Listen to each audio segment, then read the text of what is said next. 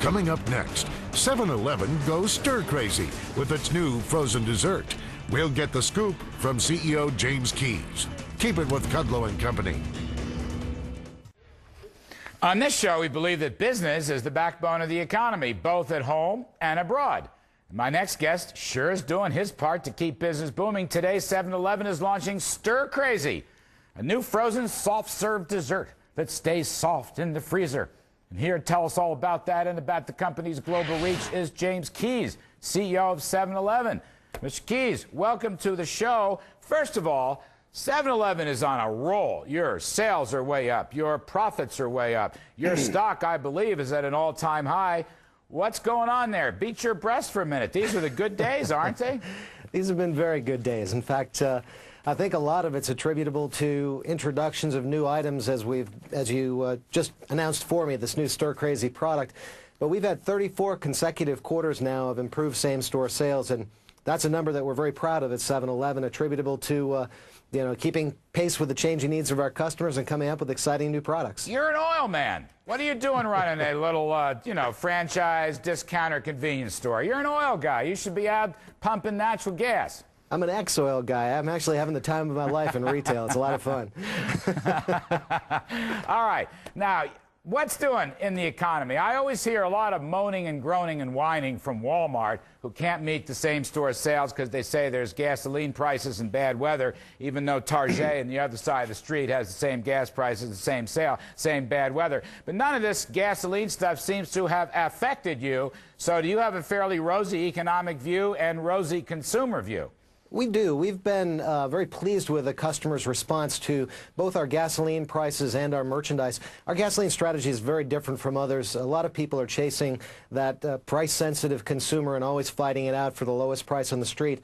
At 7-Eleven, we're in the convenience game. Our attribute is location and being closer to your home and having a good quality product. And so that has helped us weather the storms of these ups and downs in the petroleum marketplace. And the continued array of new products has really served us well inside the store. Do you gouge your consumers with higher oil prices at the gas pump? Absolutely not. We're actually quite sensitive to the prices. We're a buyer just like our consumers, so we're out there buying product.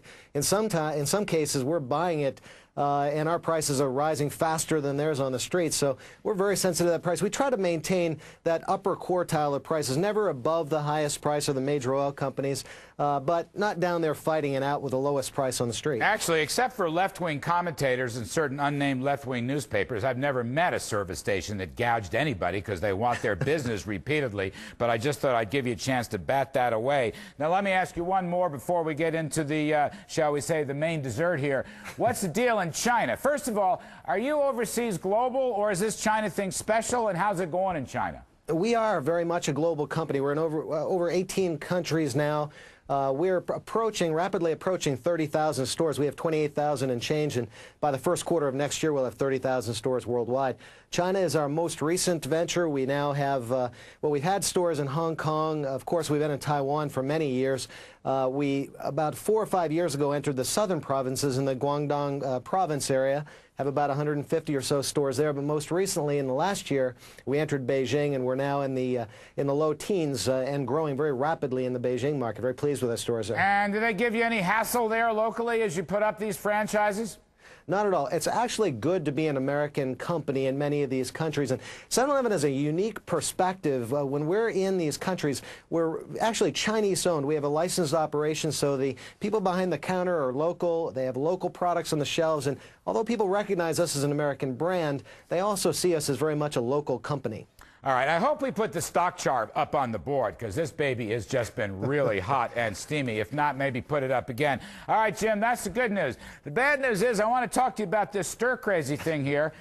I'm looking here, calories 510 for one serving. Here it is, folks. Calories 510, fat calories 170. What are you trying to do, wreck the youth of this country?